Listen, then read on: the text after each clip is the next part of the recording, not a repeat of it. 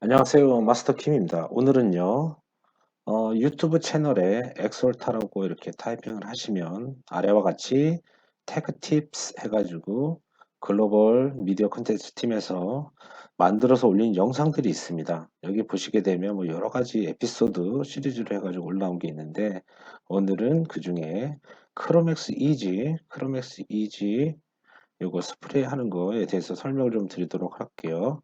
자, 일단은 영문으로 자막을 좀 설정을 하고요. 그 다음에 제가 상세하게 좀 설명을 좀 해드리도록 하겠습니다.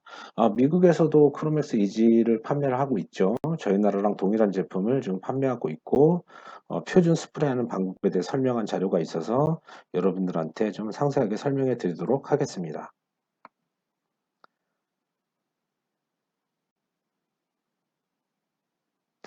How to apply Chromex Easy. Chromex Easy를 스프레이하는 방법에 대해 설명하고 있죠. 자, 여기 보시게 되면 세 개의 알루미늄 판넬을 데모를 위해서 준비를 했다. 첫 번째는 스프레이가 안 한 거, 두 번째는 첫 번째 스프레이만 한 거, 그 다음에 마지막 세 번째 판넬은 두 번째까지 스프레이한 판넬을 각각 이렇게 준비를 했습니다. 그러니까 이 두 개는 이미 스프레이 한 다음에 드라이를 시켜놨겠죠.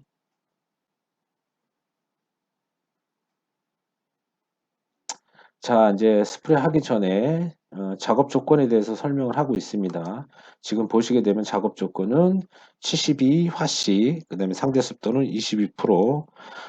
보통 화씨를 많이 쓰죠. 유럽이나 미국 같은 경우는. 저희 나라는 섭씨를 쓰는데, 72화씨면은, 섭씨로 전환했을 때는 약 한 22도 정도 되는 것 같습니다. 22도에 22%면은 높지도 않은 온도 조건에서 상당히 건조한 조건이라고 보시면 되겠습니다.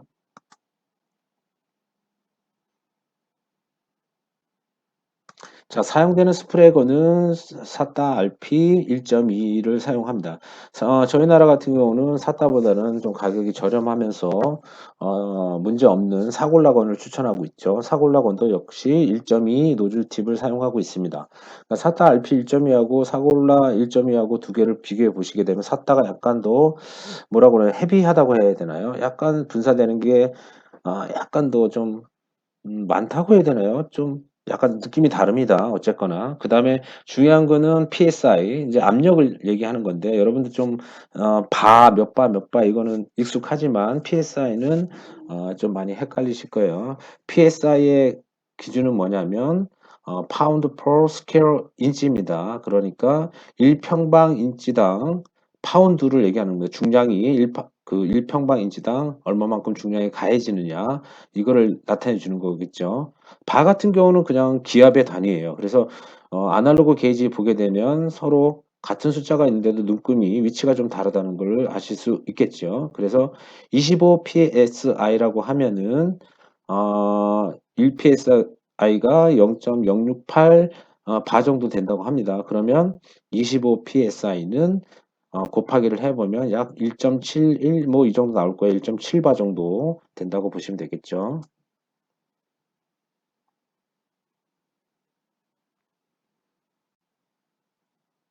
자, 첫 번째 스프레이를 합니다. 첫 번째 스프레이를 그냥 속도를 어느 정도 가지면서 스프레이 해야 되는데 여기 보시게 되면 75%의 오버랩을 해라. 그래서 약 50% 정도의 음표량만 가지도록 한다. 이게 좀 다른 게 있죠. 하이텍 같은 경우는 스프레이를 좀 천천히 하기도 하고 하는데 얘는 속도가 좀 약간 빠른 것 같기도 하고 건조한데도 불구하고 그렇죠. 기본적으로 도료의 점도 자체가 하이텍보다는 좀 묽죠. 그래서 웨던 드라이 타입의 수용성 베이스 코트는 경쟁사도 많이 가지고 있죠. 대부분 경쟁사들이 웨던 드라이 타입으로 스프레이 하게 될 겁니다. 그래서 기본적으로 베이스 코트의 점도 자체가 하이텍보다는 상대적으로 묽기 때문에 건 스피드가 어느 정도 있겠죠. 물론 거리를 뛰면은 이거보다 속도가 좀 줄어들겠죠. 그래서 첫 번째 스프레이하고 도막이 젖은 상태를 보실 수가 있다. 그 다음에 은폐지를 살펴보시게 되면 은폐지가 아직도 그대로 보이겠죠. 저 정도 가지고 50% 은폐됐다고 확인을 하는 거겠죠. 자, 판넬을 바꿉니다. 첫 번째 스프레이 해가지고 이미 드라이한 상태의 판넬을 교체를 한 다음에 두 번째 스프레이 하는 거를 보여주는 거예요. 이거는 영상이 이제 드라이 했다가 또 하면 시간이 오래 걸리니까 이렇게 미리 준비를 했겠죠. 자, 두 번째 코트 같은 경우도 똑같이 25 psi, 그러니까 1.7바로 두 번째 코트를 미디움 매트로 도장을 하겠죠. 시작했고 3쿼터 웨이쿼터 이거는 4분의 3 겹침 도장을 해라.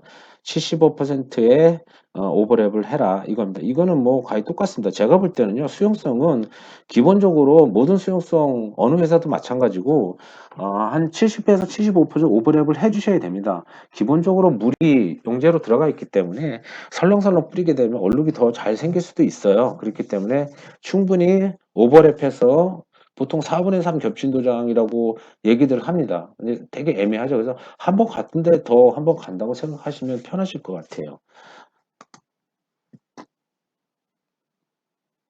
자, 첫 번째 코트랑 두 번째 코트랑 별반 다를 게 없다. 그래서 첫 번째랑 두 번째는 둘 다 미디움 웻 코트를 하겠죠. 그래서 보게 되면은 두 번째 코트한 상태를 보게 되면은 이렇게 얼룩덜룩하게 뭐 보입니다. 이게 이제 그 하이딩 스티커를 보게 되면은 완벽하게 은폐된 것 같지도 않고 그래서 판넬 자체가 약간 얼룩덜룩하지만 여러분들 신경 안 쓰셔도 됩니다. 두 번째 코트하고 들어야 한다면 실질적으로 얼룩이 보입니다.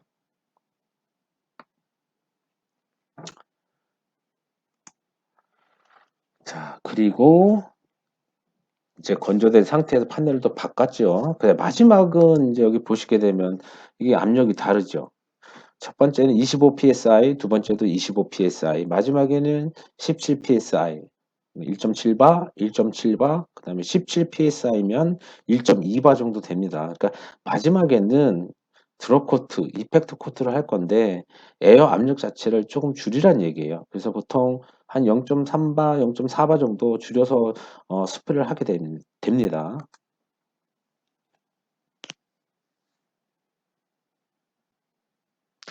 자, 드롭 코트라고도 얘기하고 이펙트 코트라고도 얘기를 합니다. 건거리를 조금 더 띄워가지고 촘촘하게 이것도 마찬가지로 4분의 3 겹침 도장을 해가지고 얼룩을 제거를 해 주셔야 됩니다. 그래서 드롭 코트라고 하는 의미, 이펙트 코트라는 하는 의미는 결국에는 마지막에 얼룩을 잡아주기 위해서 하는 도장이다. 이렇게 보시면 되겠어요.